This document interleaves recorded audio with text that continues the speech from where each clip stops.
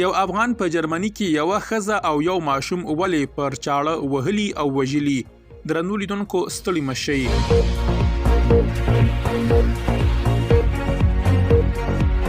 یو افغان په جرمني کې یو ښځه او یو ماشوم پر چاړه وژلي. د جرمني په اشافنبورګ ښار کې یو افغان یو ښځه او ماشوم په چاړه وژلي او دوه نورې ټپیان کړي. د دې پیښې په تړاو 28 کلن افغان له سیمې نیول شوی دی. سیمه ایزو پولیسو پر ایکس لیکلي چې ښځه 41 کلنه او ماشوم 2 کلن و. دوه نور کسان چې ټپیان شوي روغتون ته وړل شوي دي. د پولیسو په وینا کېدای شي بریدګر هیڅ ملګری نه لري او ښاریانو ته د ګواښ کوم خبرداری نه دی ورکړل شوی. پولیس وایي چې د پیښې په اړه نورې پلټنې روانې دي.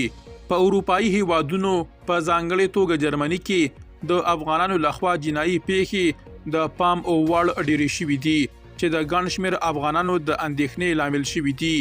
د روان کال د غبرګولي د میاشتې په نیمایي کې 25 کلن سلیمان عطایي چې د هرات اوسیدونکی دی په مانهایم ښار کې د اسلام د مخالفانو پر یوې غونډې برید وکړ چې له امله یې یو پولیس ووژل شو او 15 ولسي وګړي ټپیان شول.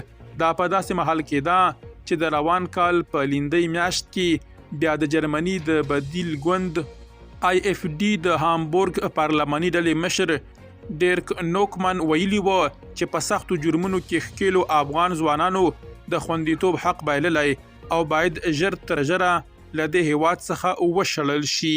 درنو لیدونکو له مالتیا مو مننه.